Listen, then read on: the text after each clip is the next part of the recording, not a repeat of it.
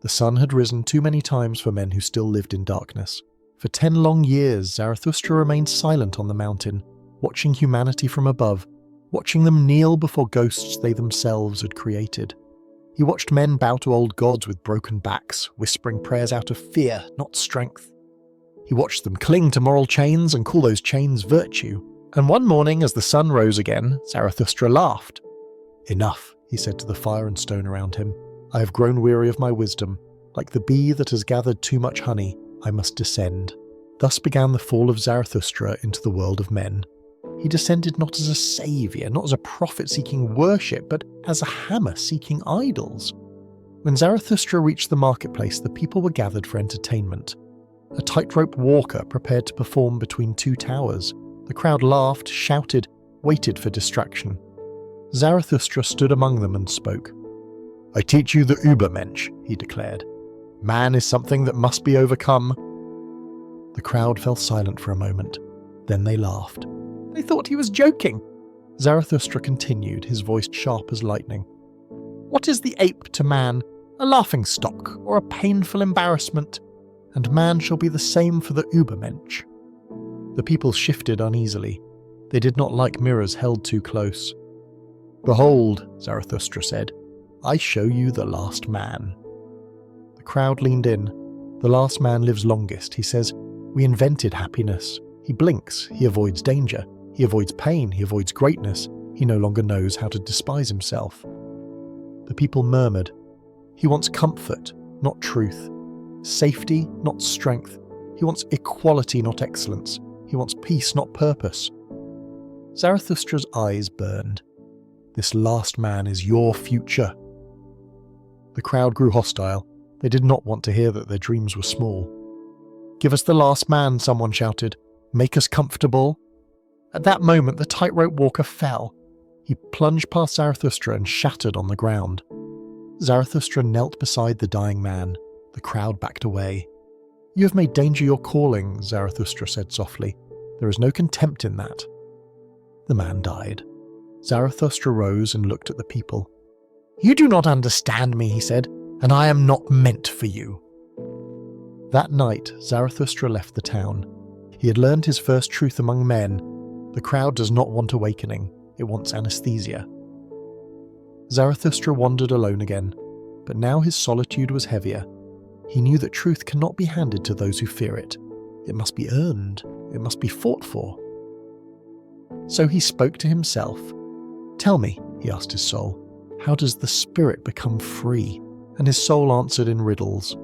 "There are 3 metamorphoses of the spirit," Zarathustra said aloud. "The camel, the lion, and the child." First comes the camel. The camel kneels and asks, "What is heavy?" It takes on burdens, it obeys, and it endures. The camel says, "I shall carry what is commanded." It carries moral laws, inherited guilt, ancient duties, borrowed values. The camel is respected. The camel is praised. But the camel is not free. Most humans never become anything else. Then comes the lion. The lion enters the desert and roars, "I will." The lion must fight the great dragon called Thou Shalt. Each scale of the dragon shines with golden words: duty to morality, tradition, truth. The lion does not create values yet, it only destroys. Its victory is saying no, but destruction alone is not enough. The lion cannot create a new world, it can only clear the ground. Then comes the final transformation, the child. The child is innocence and forgetting. The child says yes, not yes to commands, yes to creation. The child creates new values, the child plays, the child dares. Creation requires forgetting what came before. This, Zarathustra said, is why men fear the child. Because creation threatens all that is old. Men love the camel because it obeys. They tolerate the lion because it fights. But they fear the child because it creates. And creation is dangerous. Zarathustra looked toward the horizon. "Your morality," he said, "is not eternal. Your values are not sacred. They were invented by the weak to protect themselves from the strong." He spoke of slave morality, born from resentment. A morality that calls strength evil and weakness good. A morality that praises humility not as virtue, but as revenge. Those who could not act, Zarathustra said, judged those who could. Thus morality became a weapon, and God, Zarathustra said quietly, is the greatest inventions of human fear. Not because God once existed, but because belief in God allowed men to avoid responsibility. If God decides, man is innocent. If God commands, man is obedient. If God judges, man does not. Zarathustra lifted his head. God is dead, he said, and we have killed him. But his voice was not triumphant. It was heavy. Do you understand the weight of this? He asked the silent trees. Without God, there is no given meaning, no ready-made purpose. Man must now become his own creator. Most will fail, most will cling to old values and call them eternal. But a few will dare, and those few will terrify the world. Zarathustra walked deeper into the valleys where men lived closely packed, breathing the same stale air, sharing the same tired ideas. Here life moved slowly, cautiously, as if afraid of itself. And here, Zarathustra met the preachers of death. They did not call themselves this. No one ever does. They wore kind faces, they spoke softly, they promised peace, they praised humility, obedience, patience, resignation. They said, life is suffering, desire is sin, strength is dangerous, joy is temptation. They told the people that true life begins after life ends. Zarathustra listened, and then he laughed bitterly. Tell me, he asked them, why do you hate life so much? They were offended. We do not hate life, they replied. We simply know its limits. Zarathustra shook his head. You do not know life, he said. You fear it. The preachers of death came in many forms. Some were priests who spoke endlessly of heaven because they could not endure earth. Some were philosophers who reduced existence to despair and called it wisdom. Some were moralists who condemned passion because they lacked it. Some were tired men who called exhaustion peace. They all shared one trait. They taught escape. Escape from pain, escape from responsibility, escape from becoming. They poison life at its roots, Zarathustra said. They make weakness a virtue and exhaustion an ideal. The people listened to them eagerly. Why? Because the preachers of death asked nothing difficult. They did not say, overcome yourself. They said, accept yourself. They did not say, grow stronger. They said, lower your desires. They did not say, create meaning. They said, wait for meaning to be given. Zarathustra saw how this teaching spread like a slow disease. Men stopped aspiring. Women stopped dreaming. Children were taught caution before curiosity. Life shrank. Beware, Zarathustra warned, of those who speak endlessly of another world. They are secretly enemies of this one. The preachers of death smiled patiently.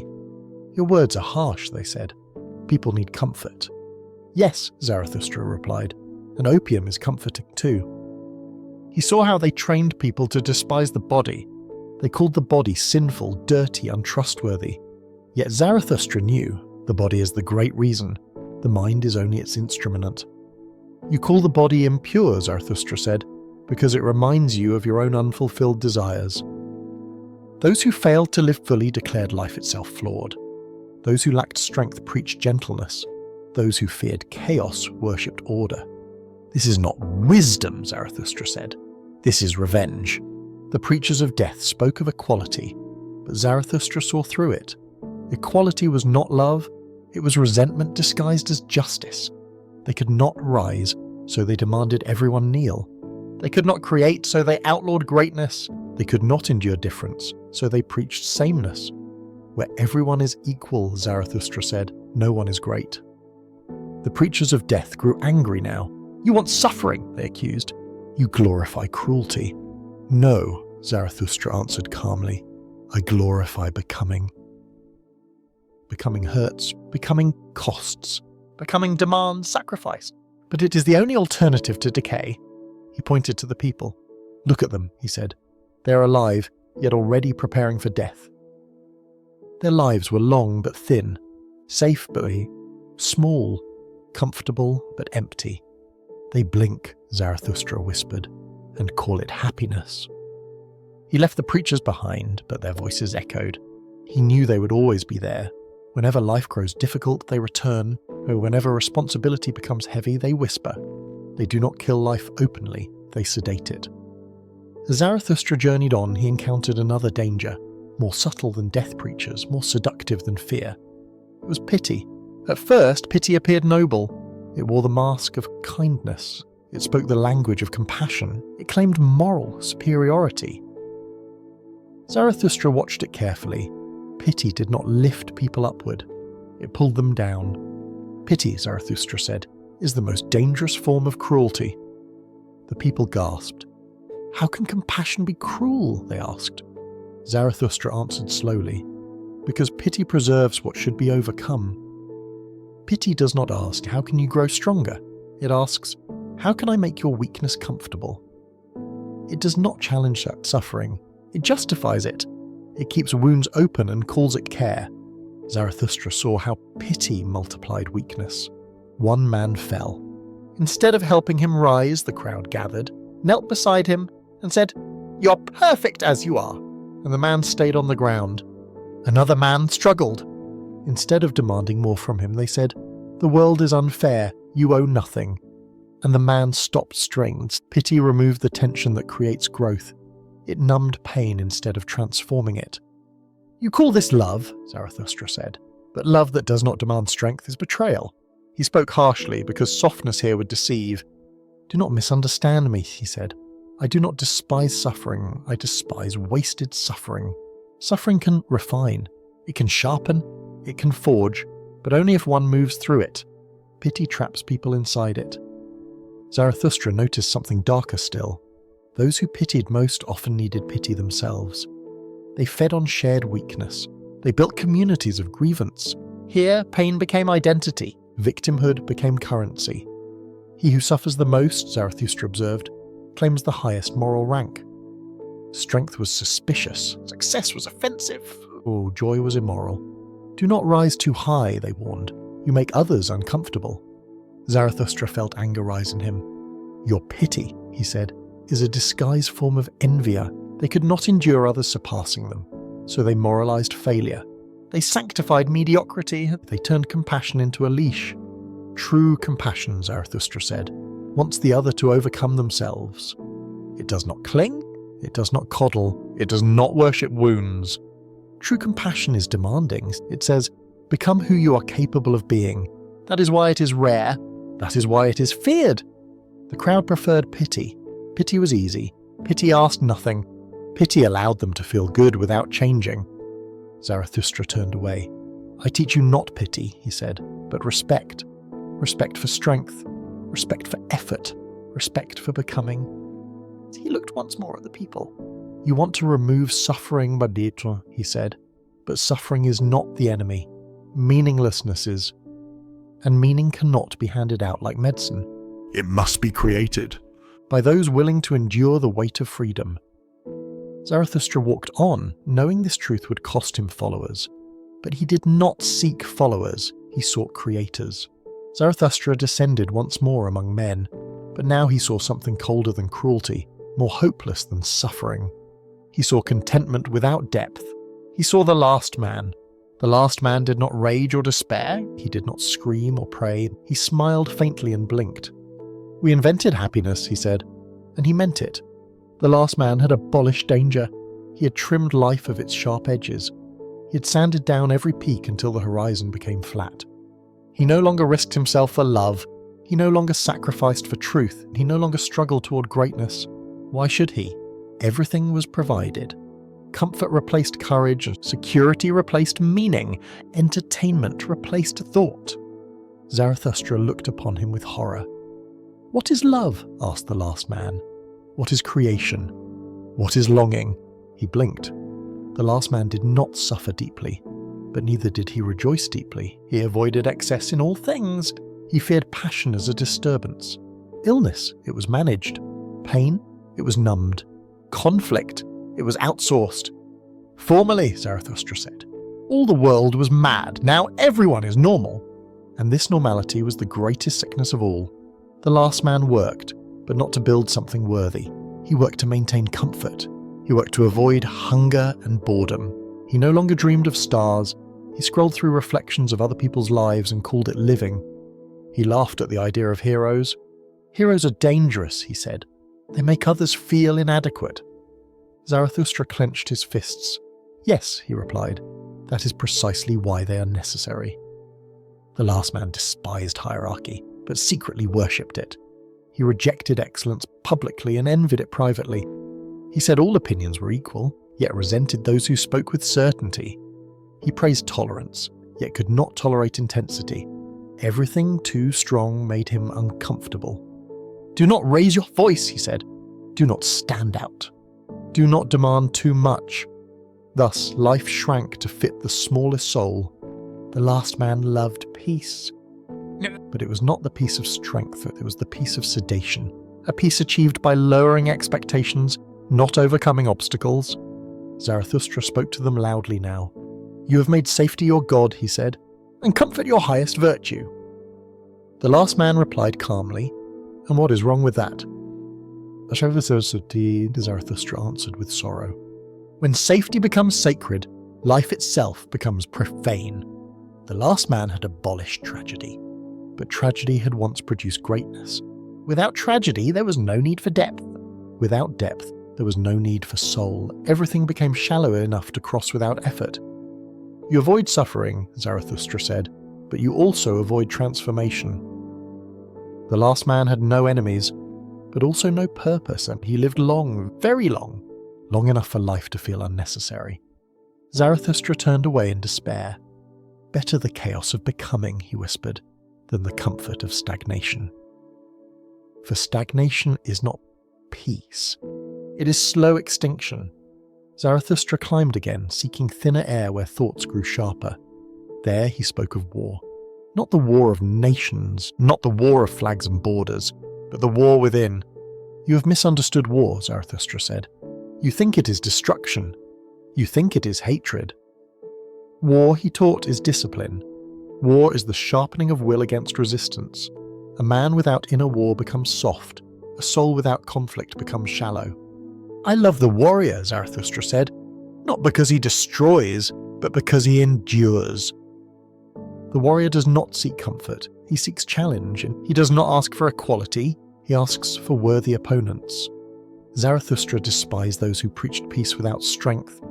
Your peace, he said, is exhaustion, pretending to be virtue. True peace comes after struggle, not before it. He spoke of the warrior's virtues, courage, not recklessness, but steadiness in fear, honor, not obedience, but loyalty to self-created values, discipline, not punishment, but mastery. Your enemy, Zarathustra said, is not outside you. Your enemy is laziness. Your enemy is resentment. Your enemy is the voice that whispers, enough. He warned against false warriors, those who fight to escape themselves, those who seek enemies to avoid inner conflict, those who glorify violence because they lack purpose. These are not warriors, Zarathustra said. They are fugitives. The true warrior fights first against his own weakness. He does not blame the world. He does not beg fate. He does not outsource responsibility. He says, thus I will it. Zarathustra knew this teaching would be hated. The last man does not want warriors. Warriors disturb peace. Warriors remind others of what they are not. Your institutions, Zarathustra said, are designed to neutralize warriors. They train obedience instead of excellence. They reward conformity instead of courage. They punish deviation instead of stagnation. Why? Because warriors cannot be controlled easily. They create their own laws. Zarathustra smiled grimly. Yes, he said, they are dangerous. All creators are. He spoke of self-overcoming. Do not seek enemies, he taught. Seek resistance. Resistance reveals strength. Resistance forces growth. A life without resistance becomes brittle. Zarathustra raised his voice. I teach you war, but war of the spirit. A war against inherited values. A war against internal cowardice. A war against the temptation of comfort. This war has no medals, no parades, and no applause, only transformation. The warrior does not fight forever. He fights until he becomes something greater than he was. Then he fights again, for becoming never ends. Zarathustra stood silent. He knew few would listen, but he also knew those few would change everything. Zarathustra now spoke to those who felt restless even in comfort, to those for whom safety felt like suffocation. To create, he said, one must first learn to be alone. The creator walks a narrow ridge between madness and greatness. On one side lies conformity, on the other, chaos. Few have the balance to remain standing. You ask why creators suffer, Zarathustra said, because creation is not addition, it is destruction first. Before something new can exist, something old must be burned. Old values and old identities and old loyalties. The creator must be willing to betray what once protected him. This is why creators are misunderstood. They do not fit into inherited roles. They do not repeat approved words. They do not bow where others kneel. Society calls them dangerous, and society is right. For every new value, Zarathustra said, there is an old wound reopened. The creator does not ask permission. He does not wait for a consensus. He acts from inner necessity. That is why creators are often lonely. Not because they hate people, but because they cannot lie to themselves. The crowd demands comfort. The creator demands truth. And truth is rarely kind. Zarathustra warned of the false creator. Those who seek novelty for applause. Those who rebel only to be noticed. Those who destroy without vision. These are not creators, he said. They are performers. True creation is quiet at first. It begins as tension. A pressure inside the soul that refuses silence. The creator feels this pressure as pain. You want to be understood, Zarathustra said, but creation requires misunderstanding. If everyone understands you immediately, you've created nothing new. The creator must learn patience, not the patience of waiting, but the patience of enduring rejection. History is cruel to creators in their lifetime and generous afterward. But the creator must not create for history. He must create because he cannot do otherwise. Zarathustra spoke of responsibility. Freedom, he said, is not the absence of chains. It is the acceptance of consequence. The creator cannot hide behind tradition. He cannot blame ancestors. He cannot say this is how it has always been. Everything he creates stands on his shoulders alone. That weight breaks many. Some retreat back into conformity. Some numb themselves with distraction. Some grow bitter and call the world unjust. But a few endure. They accept solitude as the price of authorship. Zarathustra smiled softly. To create values, he said, one must love the earth more than heaven. Creators do not escape life. They deepen it. They do not reject the body. They refine it. They do not deny suffering. They transform it. This is why creators are often mistaken for enemies of morality. They do not reject morality, so they reject borrowed morality and they replace it with lived values. Values tested in blood, effort, failure, and joy. Zarathustra ended it quietly. Do not ask the creator for peace, he said. Ask him for direction. Zarathustra now turned his voice inward. All life, he said, is will to power. Not power over others, power over oneself, the drive to expand, to intensify, to become more. Even the weakest life seeks power, but it seeks it through safety, control, and limitation. The strong seek power through growth, self-overcoming as the law of life. That which does not grow decays. That which does not risk withers. You think you want happiness, Zarathustra said. No, but you want relief. Relief from tension, relief from struggle, relief from becoming. But relief is the enemy of growth.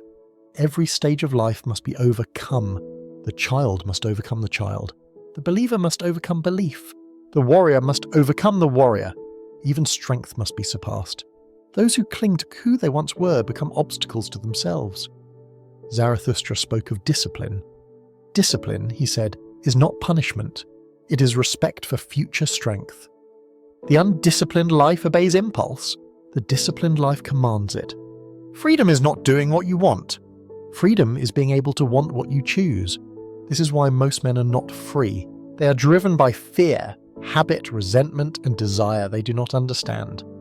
They believe themselves autonomous, yet react constantly. Reaction is slavery, Zarathustra said. Creation is freedom. Self-overcoming requires cruelty, but inward cruelty. The courage to say no to comfort. The courage to endure boredom. the courage to confront one's own mediocrity. Most people prefer external enemies. Internal enemies are harder to hate. Zarathustra warned of stagnation disguised as acceptance. "You call it self-love," he said, "but often it is self-abandonment. True self-love demands growth. It demands honesty without mercy. It demands the willingness to outgrow one's own virtues. What once made you strong may now make you rigid. What once saved you may now imprison you. Self-overcoming is endless. There is no final state, no permanent arrival. Every summit reveals a higher peak." Zarathustra laughed. "This is why the weak demand equality," he said. "They are exhausted by ascent. They want the mountain lowered, but the mountain does not negotiate. It either shapes you or breaks you." Zarathustra concluded, "I love those who do not know how to live unless they go under." Those who risk themselves, those who burn old skins, those who do not cling. For they are the bridge, he said, and not the goal. One night, when the world lay silent and even the stars seemed to hold their breath, Zarathustra felt a weight descend upon his soul. It was heavier than sorrow, heavier than guilt, and heavier than fear. It was the weight of a thought. He lay awake, staring into darkness, when it came to him like a whisper that split the night in two. "What if," the voice asked, "this life, exactly as you live it now, must be lived again and again and again? Every pain, every joy, and every failure, and every breath. Not once more, but infinitely." Zarathustra trembled. This was not a doctrine, not a theory, not a comfort. This was a test. "What if," the voice continued, "there is no escape, no final redemption, no ultimate resolution, only repetition?" Zarathustra sat up. He understood immediately why this thought crushed most men. For most lives are lived as preparation. Preparation for heaven, preparation for rest, preparation for something else. But eternal return destroys all postponement. There is no later. There is only now, repeated forever. Would you curse this thought? Zarathustra asked himself. Or would you bless it? He imagined his life returning endlessly. The moments of cowardice, the compromises, the wasted days, the half-lived desires. He felt nausea. Then he imagined something else. What if one lived in such a way that one could say, yes, once more, again, forever? The thought terrified him and thrilled him. This was the greatest burden, for nothing could be justified by an afterlife. Nothing excused by fate, nothing erased by time. Every action became infinite, every decision echoed eternally. Do you understand now, Zarathustra said, why men cling to other worlds? Because this world, repeated eternally, demands too much. It demands that life be worthy of repetition. The eternal return is not a statement about time. It is a judgment upon life. It asks only one question: would you will this again? Most lives answer no. They are lived as accidents, as distractions, as compromises. They survive rather than affirm. Zarathustra realized why this vision made him lonely. It could not be preached to the crowd, and the last man would suffocate under it. He needs endings. He needs escape. He needs the promise that none of this ultimately matters. But the eternal return says everything matters infinitely. Even the smallest gesture, even the most silent choice, especially those. Zarathustra felt the full cruelty of this vision, to affirm life without remainder, without subtraction, without resentment, to say yes not only to joy but to pain, not only to triumph but to failure, not only to love but to loss. This, Zarathustra whispered, is the ultimate test of strength. Not endurance and not obedience, but affirmation. And you love your fate and not tolerate it, not endure it, but love it. Amor fati. The love of necessity, the ability to look at existence with all its chaos and cruelty and say, I would have it no other way. Zarathustra knew now why the Übermensch was necessary. Only such a being could bear this weight without collapsing. The eternal return was not for everyone. It was a filter, a fire. Those who could affirm it would rise. Those who could not would retreat into comfort, faith, or nihilism. Zarathustra lay back down. The night did not comfort him, but it clarified him. With the dawn came clarity, but no relief. The eternal return did not fade like a dream. It stayed. It followed Zarathustra like a shadow cast by the sun itself. Every step now carried weight. Every word became heavier. For if all returns, Zarathustra said, then nothing is trivial. Men say, it is only this once. The eternal return laughs. Men say it will be forgotten. The eternal return answers never. This idea did not make Zarathustra moral. It made him responsible. Morality seeks rules. Responsibility seeks authorship. The eternal return demands that you become the author of your life. No excuses, no alibis, no final erasure. Zarathustra watched people live as if time were a river carrying away their mistakes. They relied on forgetting. But what if nothing could be forgotten? What if every moment were engraved into eternity? Then, sir, Zarathustra said, you would live differently. You would choose your words carefully. You would shape your days intentionally. You would love more fiercely or not at all. Half measures would become unbearable. Self-betrayal would echo forever. This is why men flee this idea. It exposes the poverty of their lives, not materially, but existentially. Zarathustra felt compassion then, not pity. Compassion for how unprepared humanity was for such weight. They had been taught to hope, not to affirm. They were trained to endure, not to choose. They waited for salvation instead of creation. The eternal return abolishes salvation. There is no rescue coming. There is only repetition, and therefore only responsibility.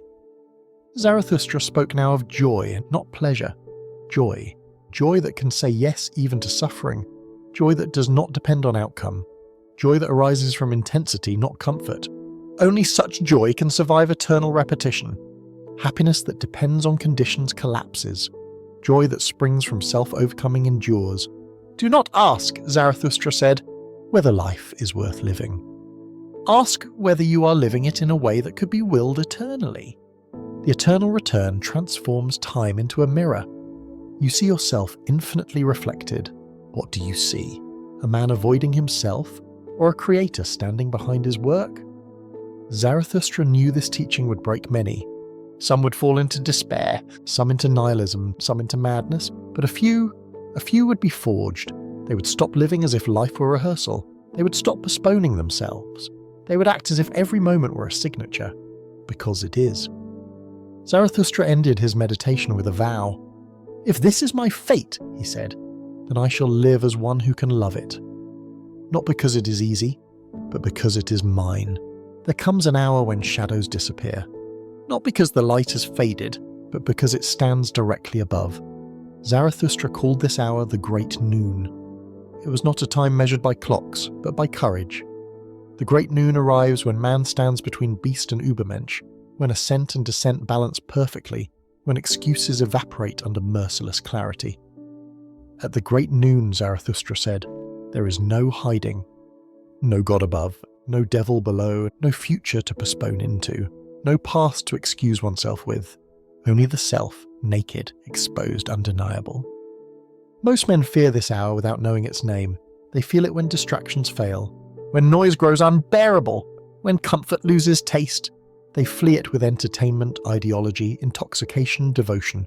Anything to avoid standing directly under themselves. But the Great Noon cannot be avoided forever. Life leads every man there, once, and how he stands in that light decides everything. Zarathustra described the moment. You look at your life and ask no one for permission. You weigh it without mercy. You do not ask if it was fair, only if it was yours. At the Great Noon, all borrowed values collapse. What your parents wanted for you no longer matters. What society rewarded you for becomes irrelevant. What tradition promised loses authority.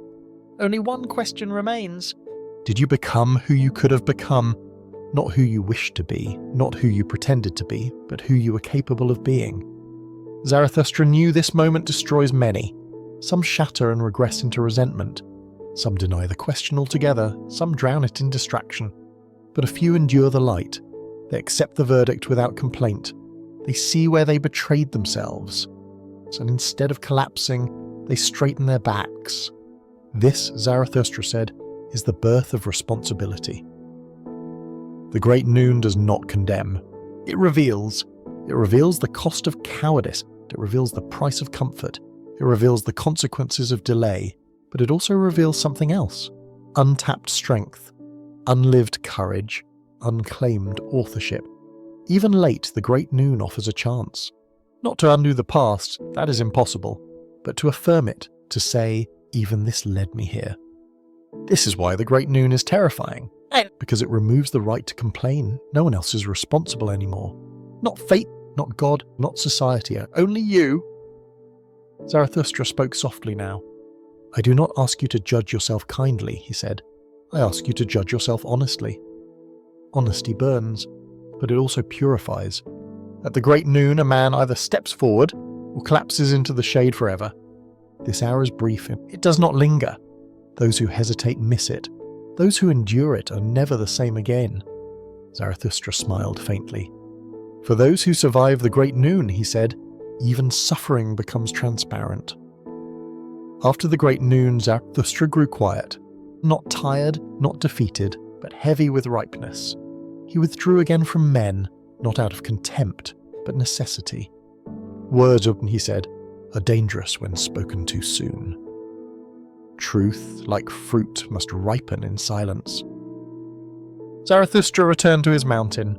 The animals greeted him, the eagle and the serpent, symbols of height and depth, vision and wisdom. He sat alone for many days, and in solitude something shifted. Once Zarathustra burned to teach. Once he descended impatiently. Once he wanted to awaken mankind. Now he understood. One does not awaken the crowd, one stands and lets the worthy recognize the posture. Solitude stripped Zarathustra further. He examined even his own teachings. Did I speak from necessity, he asked himself, or from hunger for echo? He rejected what carried vanity, he sharpened what remained. Solitude, he learned, is not escape. It is confrontation without witnesses. Here there is no applause, no resistance, no misunderstanding to blame, only one's own voice or its absence. Many fear solitude because it reveals the noise inside. Zarathustra welcomed it, for silence exposed the final enemy. Subtle self-deception. Even the strongest men lie to themselves, especially about their motives. Zarathustra stripped himself of this lie. He did not want followers. Followers dilute truth. They repeat words without living them. He wanted equals, and knew they were rare. Solitude taught him patience. Not waiting for others, waiting for alignment. Truth spoken before its time becomes noise. Action taken before ripeness becomes waste. The world does not need more voices, it needs more presence. Zarathustra accepted that his role was not to save. Salvation is a fantasy for the weak. His role was to embody, to live as if the eternal return were true, to act as if every gesture mattered infinitely, to affirm life without remainder. This was heavier than teaching. Teaching allows distance, living allows none. Zarathustra looked down from the mountain. The world continued, anxious, noisy, distracted. He felt no hatred, only clarity. Most will never hear me, he said, and that is not a tragedy. Not everyone is meant for ascent. Not everyone is meant for the great noon. Some lives are bridges only, and bridges must not complain that others cross them. Zarathustra closed his eyes. The final sign had not yet appeared, but he felt it approaching. When it came, it would not speak. It would no show. Zarathustra waited, not with impatience, not with hope. He waited as one who has already accepted whatever must come. The mountain stood solemn around him. The air was thin, clean, unforgiving. Below, the world continued its endless murmuring, unaware that anything had ever been asked of it. Zarathustra did not look down. He had learned that looking down too often breeds either contempt or nostalgia. Both weaken the spine. He waited for the sign, and not a miracle, not a voice, not a revelation wrapped in fire. For signs worthy of the strong do not announce themselves, they arrive. The sign was not meant for the crowd, not even for disciples. It was meant only for one who had endured solitude without bitterness, clarity without cruelty, affirmation without illusion. Zarathustra felt it first as a stillness deeper than silence. The eagle circled lower than usual. The serpent lay unmoving, its coils calm. Time did not stop, but it loosened its grip. Then Zarathustra understood. The sign was not something added. It was something that fell away. The final illusion dissolved. That the world required justification. For so long, even the strongest minds had tried to excuse existence. through God, through progress, through morality, through meaning. But now, standing fully ripened, Zarathustra saw, life does not ask to be justified. It demands to be affirmed, without remainder, without explanation, without appeal. The sign was this realization, lived rather than spoken, that one can say yes to existence not because it is good, not because it is fair, but because it is, and because one has chosen it. Zarathustra rose. There was no triumph in his movement, no ceremony, only alignment. He no longer stood against humanity, nor above it. He stood beyond resentment. This was the final overcoming, not of weakness, not of fear, but of the need for opposition. The Übermensch was never meant to dominate others. He was meant to dominate the impulse to justify himself. Zarathustra now understood why his teaching had always failed when spoken to directly. Truth at its highest altitude cannot be communicated, only demonstrated. The sign was not an event in the sky. It was a posture of being, to live as if every moment were chosen eternally, to act without appeal to reward or recognition, to create without resentment toward the uncomprehending. This was the sign. And it did not need witnesses. Zarathustra descended once more, not to preach, not to correct, not to awaken, but to pass through. Those who were ready would feel it without words. They would sense a disturbance, not of fear, but of possibility. They would feel uncomfortable without knowing why. Their comforts would feel thinner, their excuses heavier. Some would grow angry, some would laugh, some would forget immediately. And a very few would feel something awaken, not belief, not faith, but responsibility. Zarathustra accepted all outcomes. He no longer needed success. He no longer measured impact. He had become what he taught. As he walked among men, no one recognized him. And this was fitting. The highest things do not announce themselves, they rearrange the air. Zarathustra spoke no final words, for final words are for those who still need closure. He left behind no doctrine, only a question, unspoken but unavoidable. Can you live in such a way that you would will this life again, infinitely? And if not, what are you waiting for? Zarathustra smiled once, briefly, then he vanished into the movement of things, not as an ending, but as a sign.